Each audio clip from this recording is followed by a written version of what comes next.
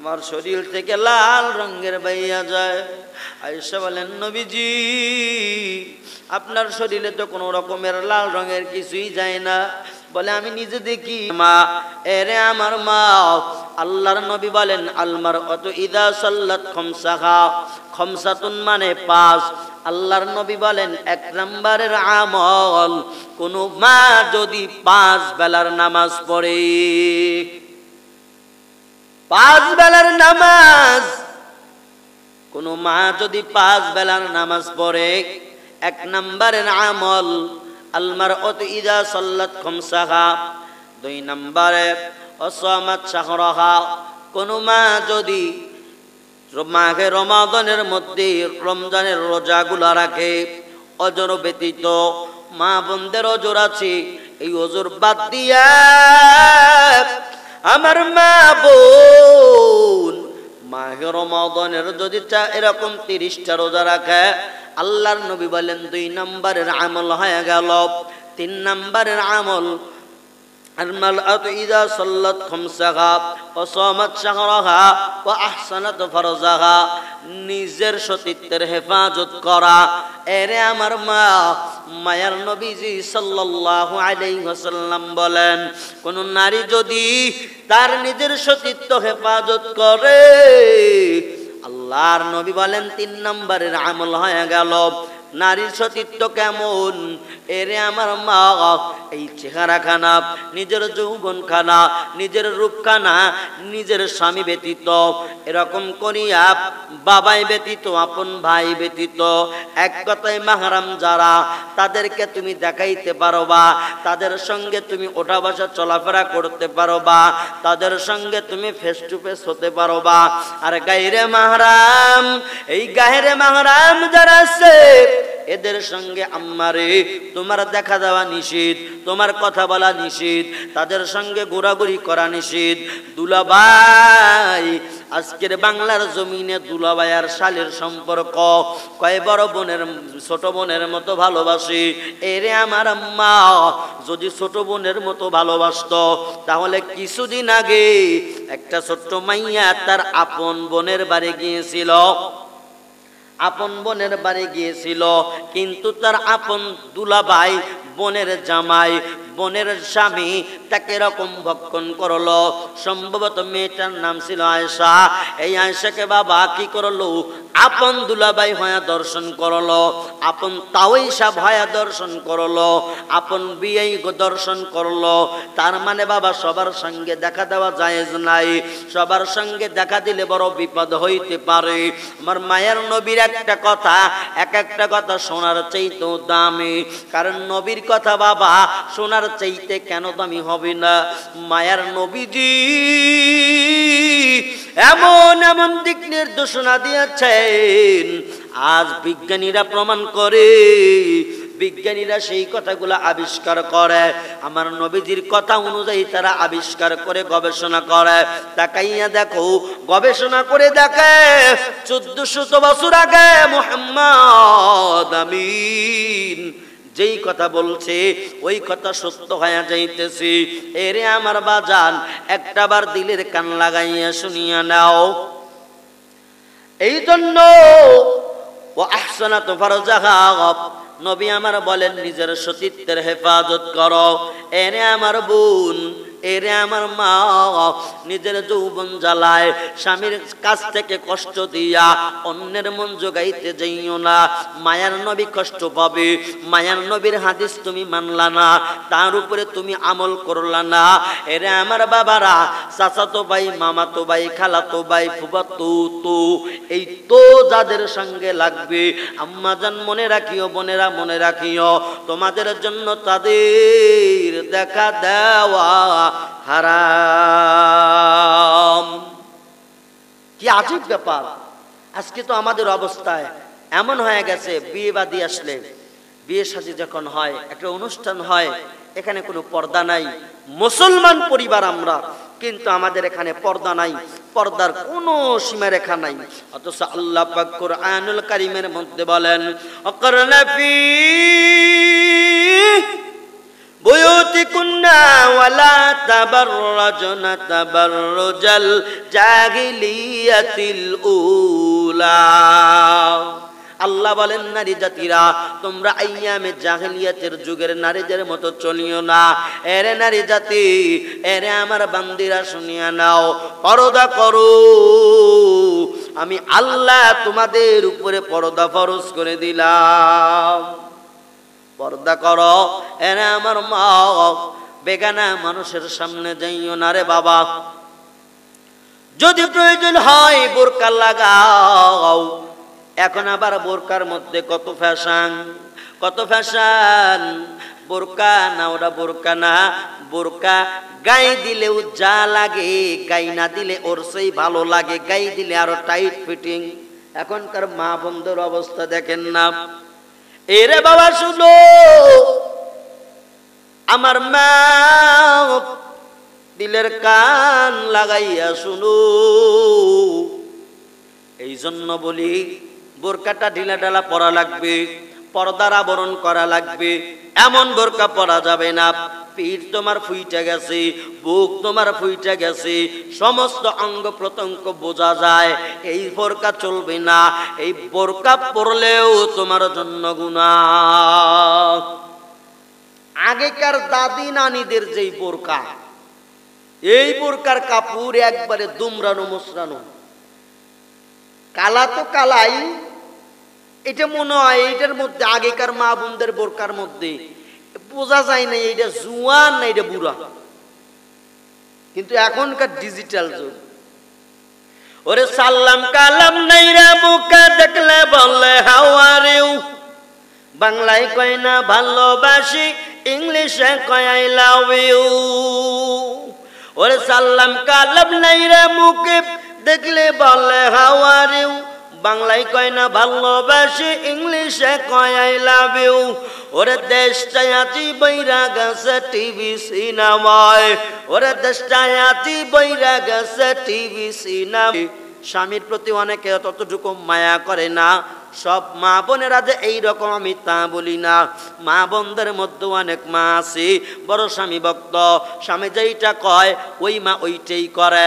স্বামী যেইটা বলে স্বামীর কথা মানে। অনেক মা আছে স্বামীর পাটা টিপে দেয়, স্বামীর মাথাটা টিপে দেয়, স্বামীর এরকম করিয়া খেদমত করে অনবরত।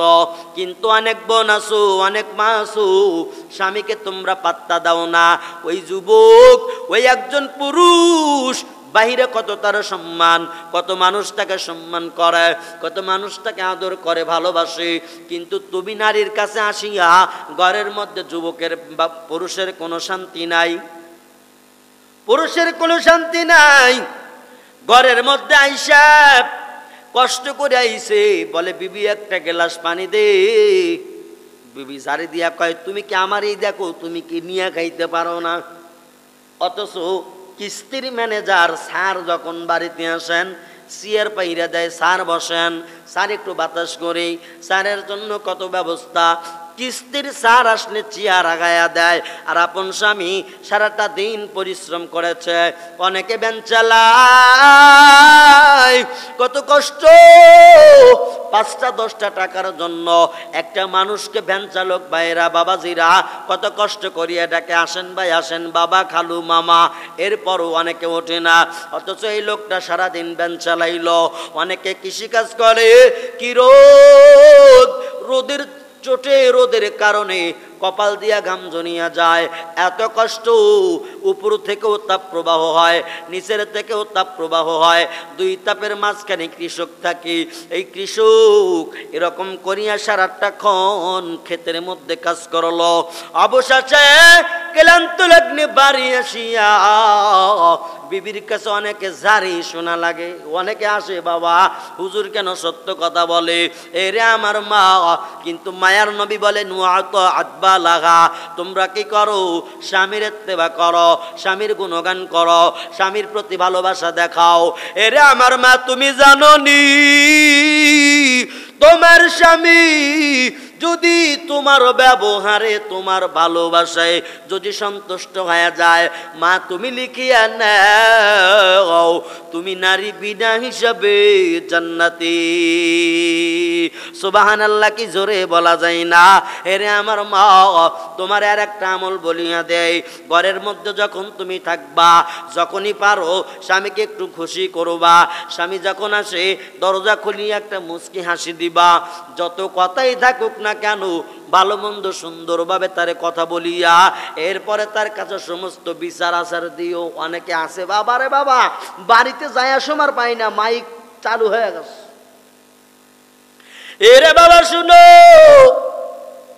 নবীর উম্মতের দল, এ পর্দার অন্তরের আম্মা জান, দিলের কান লাগায়া শুনো। এই জন্য নবী বলেন নিজের স্বামীর সঙ্গে তুমি ভালো ব্যবহার করো। দুনিয়ার বুকে যখন তুমি দুনিয়ার থেকে বিদায় নিয়ে যাইবা, তোমার স্বামী যদি বলে আল্লাহ আমার বিবি আমার কাছে বড় ভালো ছিল, আমার বিবি আমার কাছে বড় ভালো ছিল, তোমার স্বামীর ভালো কথা বলতে দেরি, আর সে পাকে ধাক্কা খাইতে দেরি হয় না। আর ধাক্কা লাগতে যতটুকু দেরি, ওই বান্দির কবরে আযাব মাফ করতে দেরি হয় না। এরে আমার মা, তোমরা শুনো গো, আমার মসজিদের মধ্যে একদিন বসে আছি, হঠাৎ করে একজন মধ্যবয়স্কের মানুষ আসলো। আইসা কয় বাবাজি তোমার নামাজ, তোমার পিছনে নামাজ পড়ি, তোমার সঙ্গে কত বয়ান শুনি তোমার, বাবাজি হুজুর তোমার দোয়াগুলো আমার কলিজা ফাটায়া দেয়। আমি বললাম কারণ কি? ওই মুরব্বী ডেকে বলে না আমার বিবি নাই। তুমি যখন বলো বিবির জন্য দোয়া করো, আমার কলিজা বড় ফাটিয়া যায়। আমি বিবাহের থেকে বাসর ঘর থেকে শুরু করে শেষ নিঃশ্বাস ত্যাগ করা পর্যন্ত আমার বিবি আমার সাথে একটা খারাপ আচরণ করে নাই। এরা আমার মা ওই সময় আমার বুঝাইলো আল্লাহর নবীর যে হাদিস সত্য, আমার দিল থেকে বিশ্বাস হয়ে গেল। ওই মুরব্বির বিবি যদিও কবরে থাকে, আমার মনে হয় ওই মুরব্বির বিবির কবর আল্লাহ মাফ করে দিছে, কারণ আপন স্বামী বিবির জন্য দোয়া করে। আর তোমার আমার স্বামী যদি সুযোগ পায়, তুমি একটু গোপনে শুনে দেখো, তুমি তো খুব ভালোবাসো আম্মা জান, ঘরের মধ্যে আসলে শান্তির বন্যা বয়া দাও। হ্যাঁ এরে বাবা শুনো, দিলের কান লাগাও, পর্দার অন্তরালের মা, আপনাদের জন্য কিছু আমি বয়ান নিয়ে আসলাম, কিছু কথাবার্তা আপনাদের জন্য বলতে চাই। এ মা, 4 নম্বরের আমল একটু গুরুত্ব দাও। অনেক আম্মা জান আছে স্বামীরে তুইয়া বাবার ভক্ত হয়, স্বামীরে তুইয়া পীর সাহেবের ভক্ত হয়, স্বামীর খেদমত নাই, বাবার জন্য খেদমত। বাড়ির মধ্যে মুরগি পালছি, মুরগির মধ্যে বড় সেরা মুরগি যেইটা ওইটা বাবার বাড়ি নিয়ে যায়, আর স্বামীকে একটা মুরগিও জবাই দিয়া খাওয়ায় না। অথচ বড় বড় মুরগি, হাঁসের ডিম বেচা, মুরগির ডিম বেচা টাকা, এইগুলা নিয়ে বাবার দরবারে গিয়া তোমরা হাদিয়া দাও। অনেক আম্মা আছে অথচ স্বামীর কোনো লিগামান নাই, স্বামীর প্রতি কোনো দয়া নাই, মায়া নাই, আর ওই দরবারে গিয়া গান গায়। কি গায়ে বলবো নাকি বলেন? বাবা তোমায় ভালোবাসি, তোমায় ভালোবাসি গো বাবা, আমি তোমায় ভালোবাসি,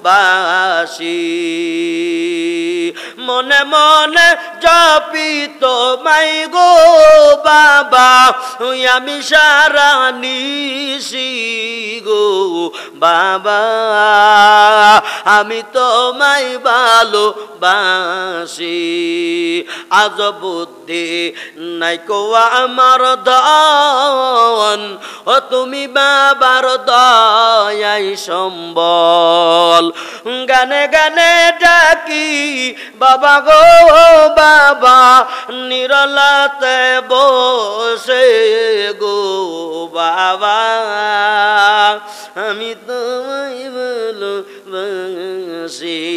আর মাওলানা রাশিদুল কয়, এরে মা তোর মতো মা বোনের কপালে দেই একটা করিয়া গুড়ি।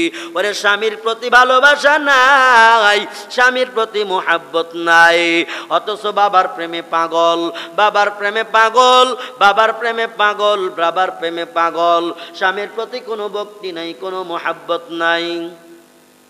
তাকাইয়া দেখো আল্লাহর বান্দা এমন হয়ে গেল। এইরকম করিয়া আল্লাহর নবীজির বিবি মা আয়েশা, জোরে জোরে বলেন কার নাম? মা আয়েশা। মা আয়েশা রাদিয়াল্লাহু তাআলা আনহা। এরে আমার বাবারা, পর্দার অন্তরালের মা বোনেরা, মা আয়েশার ঘটনা বলি আমি শেষ করে দিব। আম্মা জান মা আয়েশা রাদিয়াল্লাহু তাআলা আনহা আমার মায়ার নবীরে কত ভালোবাসতেন, আমার মায়ার নবীরে কত মুহাব্বত করত, আমার মায়ার নবীরে কত ভালোবাসতো। তাকাইয়া দেখো একদিন মা আয়েশা রাদিয়াল্লাহু তাআলা আনহা নবীজিকে গোসল করাবেন, জলচকের উপরে উঠাইয়া নবীজির পিঠ মুবারক ডুলতেছে, আরে এরকম করিয়া ঘাড় মুবারক ডলতেছে, হাত মুবারক ডলি সুন্দর করে তাকে এরকম আল্লাহর নবীকে গোসল করাইতেছি।